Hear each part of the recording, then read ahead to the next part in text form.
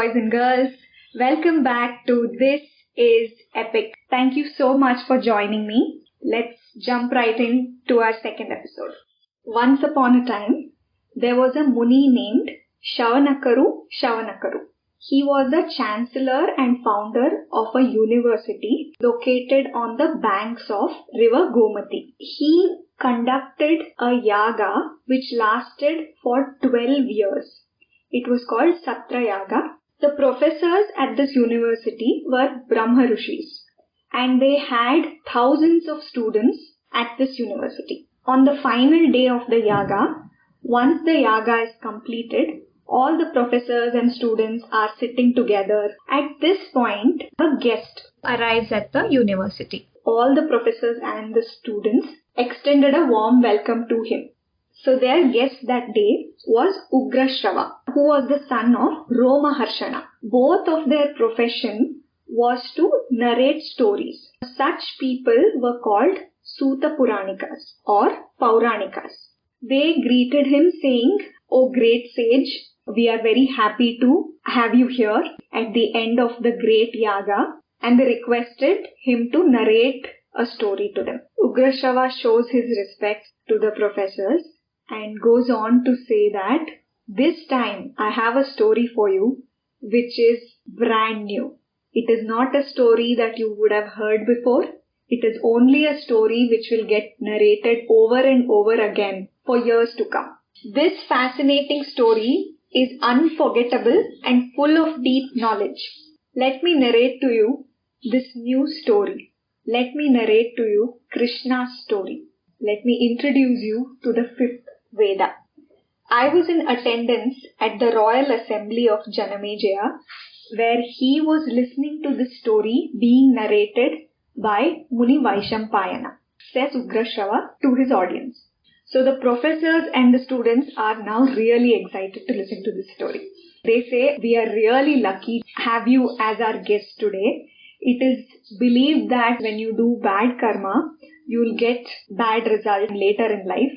And when you do good karma, you will get good results later in life. But they say that when you do something really good, at times you receive fantastic results immediately. We feel like we are receiving this story because we conducted this yaga. Please do narrate this story to us exactly as you heard it at King Janamejaya's court." So throughout Mahabharata, even though it is Ugrashrava who is narrating the stories, he has narrated it exactly as he heard it from Vaishampayana. Ugrashrava starts his narration. He starts from the creation of the universe. Brahma had 9 Prajapatis. Of the 9 Prajapatis, one was Atri Muni. Atri Muni married Anusuya and they had 3 sons: Dattatreya, Durvasa Muni and Chandra. Chandra's son was Buddha. Buddha's son was Pururava, who married Urvashi, and their son was Ayugha Kumara. Ayugha Kumara's son was Nahusha. Nahusha's son was Yayati. Yayati had 2 wives, Devayani and Sharmishte. Devayani's son was Yadhu. His family from then on was called Yadhuvamsha.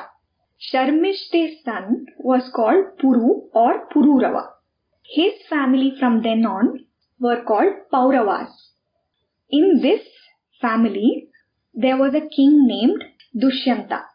One day, on a hunting trip, Dushyantha comes across Rishi Kanva's ashram. He walks into the ashram looking for Rishi Kanva. However, a girl comes to him and informs him that Rishi Kanva is on pilgrimage and that Dushyantha will not be able to meet him. Dushyantha finds this girl extremely beautiful and he asks her for her name and what she is doing at the ashram.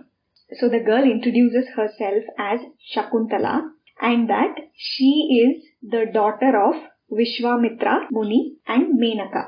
However, she has been brought up by Kanva Rishi. Dushyanta falls in love with Shakuntala and asks her hand in marriage. Shakuntala agrees and they get married. Dushyanta then spends some time with Shakuntala in the ashram. After a few months, Dushyanta decides that now it is time for him to return to his kingdom and that he will return once Kanva Maharshi is back to take Shakuntala from the ashram to Hastinapur as his queen. Shakuntala agrees. Before leaving Shakuntala, King Dushyanta, as a gift, gives one of his rings to Shakuntala.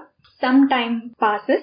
One day, Shakuntala is in the ashram and she is lost in the memory of Dushyanta. At that very time, Durvasa Muni, who was well known and infamous for his anger, visits the ashram looking for Kanva Maharshi. He sees Shakuntale daydreaming and calls out to her. Shakuntale is so lost in her thoughts that she does not respond to Durvasa Muni. Durvasa Muni gets offended and curses her, saying, "Let the person that you're daydreaming about completely forget about you." Shakuntale is startled, is completely shattered by this curse, and she pleads and begs him to take the curse back. After he calms down, he says that a curse that is given cannot be taken back. He feels some sympathy for her and he says, if you have any kind of a proof for your relationship, when this person sees the proof, his memory will come back to him again and he will remember who you are to him. After a while, Kanva Maharshi returns from his pilgrimage and Shakuntale relays to him everything that occurred and also tells him that she is now pregnant. So Kanva Maharshi says, it is not right for me to keep you here once you are married, once you are a wife of the king. I have to make sure that you are at the palace living your life with him. So he makes the arrangements to send Shakuntale to Hastinapur along with some of his disciples. They had to cross a river to get to the destination. While they are in a boat, Shakuntale is playing with the water with her hands. She enjoys the commute and they reach Hastinapur. And once they are at the gates of the palace, Kanva Maharshi's disciples tell the guards to let them in as she is their queen and the wife of King Dushyantha. The king has completely forgotten about their marriage and their time together due to Muni Durvasa's curse. At this point, Shakuntale is completely shattered and she looks for her ring to show him as proof. As she looks for her ring, she finds that her ring is missing. She remembers Durvasa Muni's curse and she curses her bad luck for losing the ring in the commute to Hastinapur. She feels insulted and disrespected at the royal court and leaves the palace. The ring that was fallen in the river is swallowed by a fish in that river. After a few days, a fisherman catches the fish. And once he cuts this fish open, he finds this beautiful ring. He decides, because the ring looks very valuable and beautiful, he wants to present this to his king. That brings me to the end of this episode, guys. Do share, hit the like button, subscribe. See you soon.